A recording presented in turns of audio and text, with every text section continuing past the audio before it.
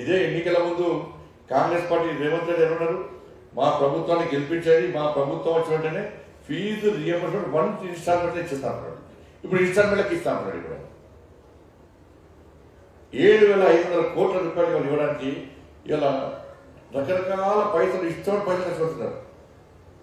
ఇవాళ యాజమాన్యాలు పోతే 15% కమిషన్ ఇవ్వమంటున్నారు. 15% కమిషన్ ఇస్తే ఒకటే ఇన్స్టాల్మెంట్ చేస్తాం, 15% కమిషన్ ఇవ్వకుంటే కొంత కొంత కొంత కొంత కొంత కొంత ఇస్తామంటున్నారు.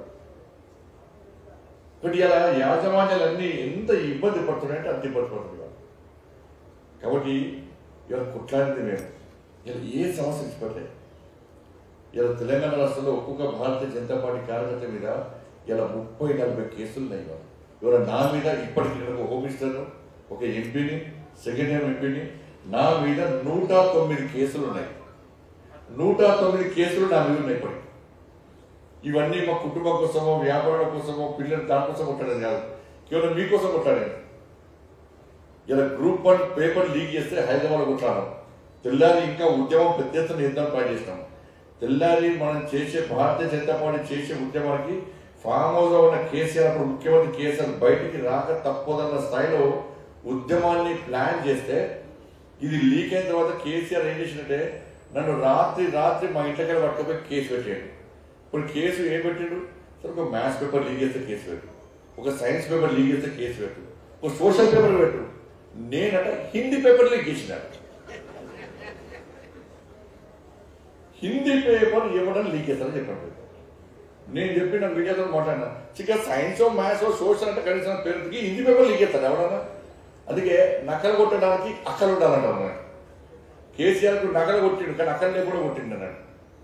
హిందీ పేపర్ లీక్ చేస్తానని చెప్పి నేను గ్రూప్ 1 విద్యార్థుల కోసం కొట్లాడుతున్నానని చెప్పి భయపడి ఇంకా ఉద్యమం సీరియస్ చేస్తాము, తెల్లారి ప్రభుత్వానికి గుణపాఠం వచ్చే విధంగా ఫైట్ చేస్తామని చెప్తే ఇవాళ నా మీద హిందీ పేపర్ లీక్ చేస్తానని చెప్పి ఇదే హన్మకొండ కోర్టుకు, వరంగల్ కోర్టు కొట్టుకొచ్చి మొత్తం రాత్రంతా ఫామ్ హౌస్ చుట్టూ తిప్పి 8 పోలీస్ స్టేషన్ తిప్పి 5-6 జిల్లాలు తిప్పి రాత్రంతా నిద్రలో కూడా తిప్పి లాస్ట్ జైలు పంపించారు. నా లోన్ జైలు ఉన్నా నా కోసం కాదు, ఇది గ్రూప్ 1 అభ్యర్థుల కోసం, ఉద్యోగాల కోసం వెతుకున్నట్టు వ్యక్తుల కోసం నేను కొట్లాడాలి. నిన్నగాక మొన్న గ్రూప్ 1 దానికోసం దోమలు కూడా పోయి ఒక మంత్రిగా ఉన్నప్పుడు కూడా పోయి కొట్లాడా. 5 గంటల పాటు దోమలు కూడా చౌరస్తారో కొట్లాడాను నేను. ఇవాళ కిషన్ రెడ్డి గారు కూడా పోయి కూడా కొట్లాడాను. ఇవాళ 3170 మావంతి యుద్ధం కాలను చెట్టుకోళ్ళు, పుట్టకోళ్ళు, భార్య కూడా, భర్త కూడా, పిల్లలు కూడా ఇట్లా ఉద్యోగం చేస్తుంటే ఇలా వాళ్ళ కోసం కొట్లాడితే కరీంనగర్లో ఇలా ఏ విద్య ఇలా పోటీ చేస్తున్నా ఎవరో కొట్లాడలే. ఏ ఉపాధ్యాయ సంఘం రాలే, టిపిఆర్టీ రాలే, ఎస్టీ రాలే, డిటిఎఫ్ రాలే, ఏమి ఉపాధ్యాయ సంఘం రాలే. వాళ్ళు దేనికోసం ఉపాధ్యాయ సంఘాలు ఉపాధ్యాయ సమస్యలు కొట్టడానికి ఉపాధ్యాయ సంఘాలు రావాలి. ఇలా ఉపాధ్యాయ సంఘాలు ఉపాధ్యాయ సమస్యలు కొట్టకుండా టీఎన్జిఓ నాయకులు అని చెప్పించి, ఉపాధ్యాయ సంఘం నాయకులు అని చెప్పించి ఇలా ప్రభుత్వంలో ఏ అధికారంలో పార్టీ ఆ పార్టీ ఉంటే ఆ పార్టీకి కొమ్ము కాస్తే ఉపాధ్యాయ సమస్యలు ఏ విధంగా పరిష్కారం అవుతాయి? ఇవాళ ఏ ఉపాధ్యాయ సంఘం స్పందించలే. ఆ రోజు మేము నా పార్లమెంట్ కార్యాలయంలో ఉద్యమం చేస్తుంటే ఇవాళ మీరు నమ్మరు, రాత్రి కేసీఆర్ పోలీస్ ఆఫీసర్లకు ఫోన్ చేసి, రాత్రి ఫుల్ దాగి ఫోన్ చేసి బండి సంజయ్ కూర్చున్న ధర్నా చేస్తున్నా ఆ బిల్డింగ్ మొత్తము జేసీబీతో ధ్వంసం చేయాలి. ఇది కేసీఆర్ ఆదేశాలు. ఆ రోజు ఇలా పోలీసులు ఏం తెలుసా అక్కడ నా ఆఫీస్ మొత్తము కట్టల మిషన్తో మొత్తం కడిసి పడిసి డోర్లు కడిసి విండోస్ ఉంటే మీకు ఫైర్ ఇంజన్ పైపు ఎంత ప్రెషర్ ఉంటుందో తెలుసు మీకు. దాంతో కొట్టకు పోయి గోడ తగ్గుతుంది. ఆ కిటికీలకు వెళ్ళి ఫైర్ ఇంజన్ పైపుతో నా కార్యకర్తలకు కొడితే 4 మహిళా కార్యకర్తల కాలు చేతులు రేగాయి.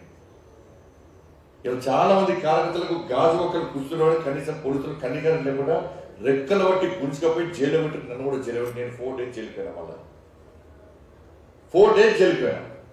మరి అప్పుడు ఉపాధ్యాయ సంఘాలు ఎడబడినాయి. ఆ రోజు ఓన్లీ తపస్సు తప్ప, తెలంగాణ ప్రాంత ఉపాధ్యాయ సంఘం తప్ప ఏ సంఘం రాలేదు. ఓన్లీ తపస్సు వచ్చింది. మరి ఏడబడిన ఉపాధ్యాయ సంఘాలు టీఎన్జిఓ నాయకుల పని ఏంటి అంటే వాళ్ళ సొంత పైరవలు చేసుకోవడం, ప్రమోషన్ల కోసం వాటి కోసం పనిచేసి తప్ప సాటి ఉపాధ్యాయుల పనికి. ఆ కేసీఆర్ ప్రగతి భవన్ తెలుసా? అందరి ప్రగతి భవన్ పోతారు, టీఎన్జిఓ నాయకులు పోతారు ప్రగతి భవన్. పోగానే మీరు టీవీలలో బ్రేకింగ్ ఇప్పుడే ప్రగతి భవన్ చేరుకున్న టీఎన్జిఓ నాయకులు అని టీవీలో వస్తుంది. పోయి లోపల కూర్చుంటారు. కూర్చొని కేసీఆర్ చేస్తాడు, ఆ సీసీ కెమెరా చూస్తాడు, వచ్చినా అక్కడ కూర్చోబెట్టారు అంటారు. గంట సేపు కూర్చోబెడతాడు బయట వాళ్ళని.